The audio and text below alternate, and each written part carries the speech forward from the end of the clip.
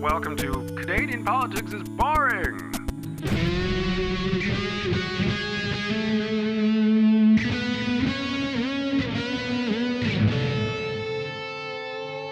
Welcome to another episode of Canadian Politics is Boring. Oh, God, is it ever? My name is Jesse Harley, and I'm here with my good Welsh friend, Rhys Waters, who's come to Canada and knows nothing about Canadian politics. And he wants to learn by teaching me.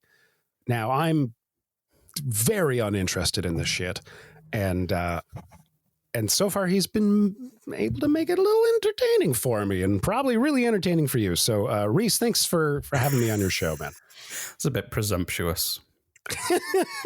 Hi, I'm Rhys, by the way. So, yeah, that's Rhys. Rhys, what's on the menu for today, buddy? Have you heard of the Rhinoceros Party? No. This sounds familiar. The French name is Parti Rhinoceros. In case you didn't. Okay. Which is there's a code there to crack how to speak French. You just swap the words around. Okay. So I'm fluent in French. It's the good news. All right. Or French fluent. As they say. Yeah. As they say. It's no French person ever said.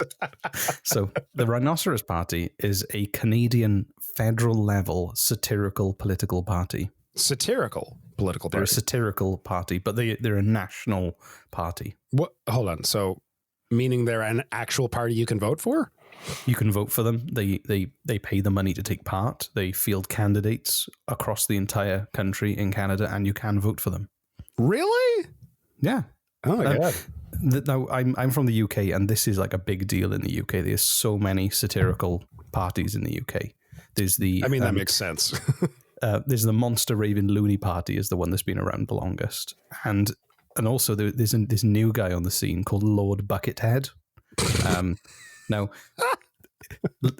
I emailed you a picture earlier. I want you to open that email and take a look at the picture, and you'll see a photo of Lord Buckethead stood next to former British Prime Minister Theresa May. Okay, I'm opening it now. And describe to the listeners what it looks like. What the fuck? Why would she take our photo with this bird? Okay, so it looks like one of the knights from Monty Python and the meaning of life or flying, whatever it was. I don't know. It's Darth Vader, but if you swapped Darth Vader's head with just a black it's a long rubbish bin, like waste paper bin, with a hole, a slit where the eyes are, and a hole where the mouth is, and it's like a cape and cowl and no cowl, but yeah, it's weird, man. It's really, really weird, and they're you could vote for him. You could run against. He ran against Theresa May in her constituency, and what happens in British politics is that if you run, even the Prime Minister has to stand on stage in a line while they announce the results, and usually you get these colourful characters dressed as like different weird personas. If you want to see this photo, go to our social media and we'll post it there. Definitely. And also, for instance, someone dressed as Elmo ran against Boris Johnson recently as well. So Elmo was stood on stage with Boris Johnson when they counted his seat too. That's remarkable. And they do it in Canada too. You just didn't know. No, so tell me about the Rhinoceros Party then. I doubt it'll be as ridiculous as Buckethead. This is but that's like British people like their weird humor. So it's kind of I know. As I'm getting to know, the more I get to know you. So the Rhinos were started in 1963 by Jacques Ferron, a physician and author. And it was just supposed to satirize mainstream politics. Okay. And in the 70s, a group of artists and comedians joined up, and it kind of expanded into this bigger thing. Okay. And then it kind of died out in the 90s, but was recently relaunched as well. All right. And they have had some amazing policies in their manifestos when they've stood for election. I have a feeling you're about to tell me some of them. I selected some of my favorites. Oh, goody. Okay. Yeah. So, tearing down the Rocky Mountains so that Albertans could see the Pacific sunset. It's about fucking time. No. Those eyesores, man. Eliminate small business and replace them with very small business, having less than one employee.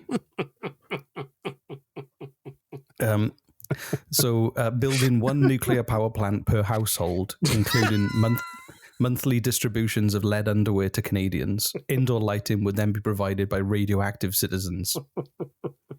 Which some of these, I like these. I think they're good. I think I know who I'm voting for. This is my favorite one. Providing higher education by building taller schools. That's just horrible. That's bad. I like that one. That's a good one. You would like that one. Jesus. Abolishing the environment because it's too hard to keep clean and takes up so much space. I mean, I think we're already doing that, just a little slower than they'd probably like. Exactly. Well, they were ahead of their time. So right. Yes. Thank you. People weren't ready for those kind of policies in the 60s. So with their recent resurgence, though, I think that last year they had a real high point in terms of one of their genius scams to have fun during a Canadian election. So have you ever heard of a man called Maxime Bernier? I have, amazingly. Hold on. I'm just like, I don't know I just heard the name. I don't know who it is or what they've done or anything, but the name I remember. And that to me blows my mind. Because again, I know nothing about Canadian politics at all. So he's kind of like the face of the hard/far right of conservative politics in Canada. So okay. He broke away from the Conservative Party and started a party called the PPC or Pay-Per-Click. The People's Party, the People's Party of Canada, or Pay-Per-Click. I tell everyone it's called Pay-Per-Click. I have heard of this. Yeah, no, it's like smart populism, which is apparently they're just absolutely insane. Yeah, so like super far right, extreme far right. Well, some of his founding members had ties to American white nationalist and anti-immigration groups too. So. Right. And I think so they're just delightful people. Yeah. Just I mean, they love people like me. Yeah. People you want to invite for tea. I came to Canada. Some Canadian is now out of work because I came here. That's how that works. Yeah. It is. Yeah, it is how it works. Yeah. So one in, one out, like a full pub. Yeah. So I see him as like a Canadian Nigel Farage. I know. Again, wait, Nigel Farage. I edited a trailer for a documentary that talked about him, and he was part of the Brexit thingy. Is that right? Yeah, he's like the face, the public face of Brexit and horrible racism in the UK. Oh, I didn't know that part. That's interesting. Yeah. Okay. Well. Yeah. So weird man, and the crazy thing is he wanted to stop European immigration, and his own wife is German, which was weird. So that is. So I think what happened was an entire country got caught up in some kind of bizarre attempt at avoiding an expensive divorce. Right. So, that's not the first time we've seen that happen. Yeah. So we can't live together. I'd love to live with you, but they just don't allow it anymore. So you have to go back to Germany, and I'll stay here in the UK. So, yeah, that's because all my stuff's here. Because all my stuff's here is the best reason. Anyway, so back to enough of British and European politics. Back to Canadian politics. I don't know. I'd much prefer talking about British politics. So anyway, you guys are fucking nuts. So Maxime Bernier was standing for election. So the PPC have never elected anyone. They're a brand new political party, and he was standing. They fielded candidates across Canada, hoping to have an anti-immigration kind of surge and steal hard right kind of people from the progressive conservatives. And he was running in Quebec. I don't know, Beauce, Beauce, Beauce in Quebec. Bolche? No, that's Italian. I don't know. No idea. Send us an email. with the pronunciation. An angry email correcting us. Yeah. That's not going to be a polite email. Come on. You can't offend me because everybody pronounces Welsh places wrong. So spell one for me. Let me try to pronounce it. Okay. How do you pronounce this place name? I used to live 5 minutes away from it. I used to play for the rugby team when I was actually on the drinking team, and then I fell into rugby by accident. So it's spelt Y. Yep. N. I'm gonna write this down. Okay. Y-N. Y. Y-N-Y. S. S. D. You were just making this up. D. Now. What? U. So Y-N-Y-S-D-D-U. Yes. How do you pronounce that? You just looked at a bunch of random letters on your keyboard, didn't you? There's no way this is... It does look like a secure password. I am working my name. Throwing a couple numbers and... Yeah. I'm working my way through Welsh place names as passwords. Ynysdw? Ynysddu. What? Ynysddu.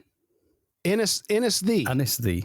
If anyone is upset by our pronunciation of Biws, then don't be because just write us an angry email and we'll just Google Wales and just try and pronounce some things and then the anger will subside and you'll just feel pity. So the People's Party of Canada. So Maxime Bernier was running in that kind of riding, and I think he thought he was in with a shot because he'd won there in the past, and he's a big personality nationally in Canadian conservative politics. So many people thought he was going to be the first PPC candidate to win. And the Rhinoceros Party decided to run their own candidate there, and they found a man called Maxime Bernier, a different Maxime Bernier. And what?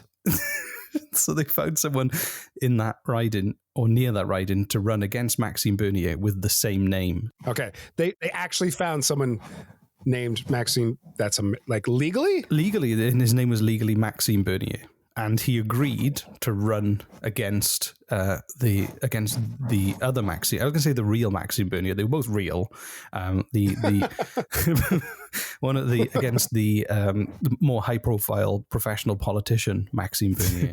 That's hilarious. And Maxime, the Rhino candidate, said that if anyone got confused, they could refer back to his slogan, and his slogan was, "If you're not sure, then vote for both."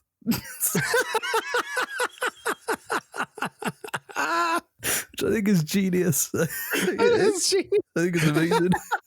What's that called? That's spoiling your ballot, isn't it? Isn't that it what is? that Yeah, if you do that, you ruin it. And also the confusion of there being two Maxime Berniers on there. Do you want to know what the results were? Yes, I do. So Maxime Bernier didn't win. Which one? The neither of them won.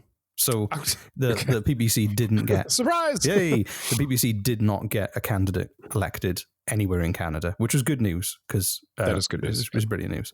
So, but Maxime Bernier lost to someone, for the Conservative candidate, Richard Leheur. I don't know. It's done like Inspector Clouseau.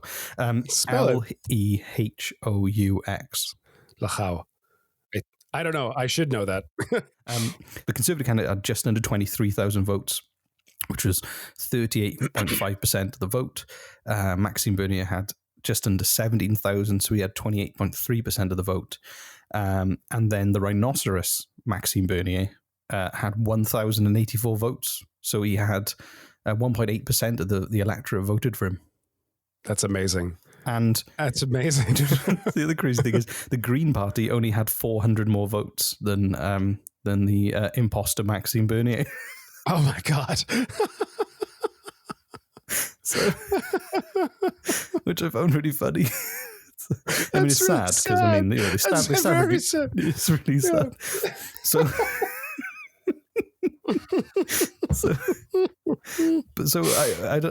even if imposter Maxime did confuse things, even with that extra 1,000 votes, it wouldn't have made a difference. But I really like that idea. I really think that should be more of a thing.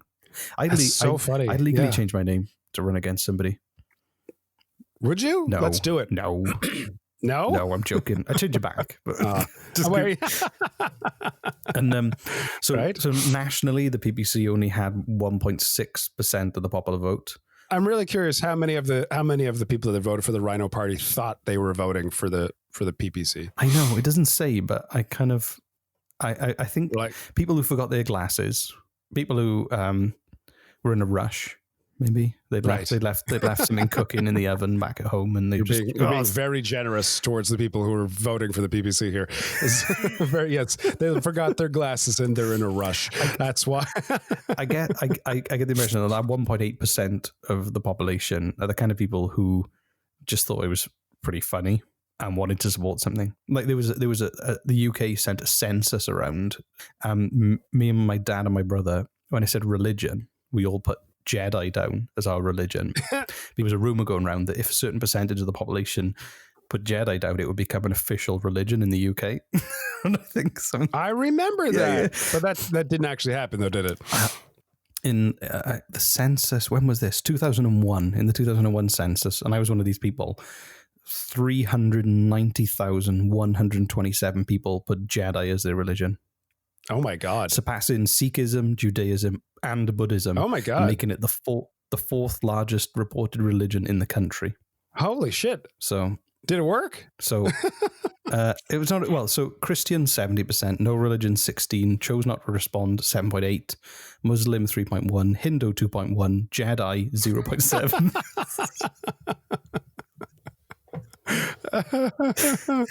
That's amazing. So, yeah, I think those people are the people who are voting for the Rhinoceros Party, right? Well, I know people who want to just hack the system to have a laugh. I know who I'm voting for next time. The Rhinoceros Party. Why rhinoceros? Why rhinoceros? Why rhinoceros? The rhinoceros. That's. This is bad. My brain's falling asleep, man. I think I'm done for the day. I turned into mush here. You're Dr. Zeus in on me. So the rhinoceros. Dr. Zeusing? What am I? It's Zeus, not Zeus, the god of lightning. Zeus. Dr. Zeus. Dr. Zeus. I'm a god of thunder and a doctor. New sitcom idea. Zeus. Dr. Zeus. He works in a stressful emergency room. He's now a doctor. He's on some kind of sabbatical leave from Mount Olympus, and he's surrounded by love interests. So he's trying to save lives and navigate a rocky road in terms of opportunities to fall in love and form meaningful relationships. What a TV show. All the while battling the criminal underworld who keep breaking into the hospital to try to steal supplies. Exactly. And the hospital he works for has just been purchased by Hades Corp. Right. Which are trying to make them cut corners and risk lives. But Dr. Zeus doesn't stand for that shit. In my head, I see Patch Adams meets Hulk Hogan. And that's I'm trying to picture that. I'm trying to picture Robin Williams' face and Hulk Hogan's body right now. Okay. and Hulk Hogan's mustache as well. Of course, yeah. and like Hulk Hogan, whenever things turn bad, he just rips his shirt off and starts rhyming. Yeah. And starts whilst administering life-saving care to people who need it. All right, I'm gonna go have some gin and cookie dough and watch some old. Hey man, if you haven't tried it, it's disgusting, but it really hits the spot once the fourth or fifth gin kind of kicks in. So I'm gonna go and continue celebrating my dog's 9th birthday. Happy birthday to your fucking dog! Holy shit! What did you guys get up to? We made him a cake that humans and dogs could eat, and we shared it. Okay. And then we gave him a toy that resembled a dead pheasant, and it was just a dead pheasant. It was, and he destroyed it in roughly 32 minutes, which he does to all his toys. He loves them so much, he just tears them all apart. So thank you all for listening. Thanks for sticking us in your ear holes, just all snug the way you like it. Remember to go and buy a t-shirt that says Unsuccessful Merchant, or Manitoba Nights, or our new show, Dr. Zeus.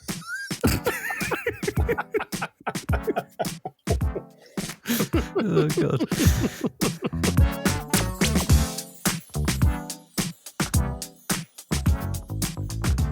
As we all know, sharing is caring. If someone was at a bar with me and they saw me nursing a drink as I cried myself to sleep in a corner and they came over and asked to have some of my drink, I would, of course, share it with them because that's what we do as Canadians. We share.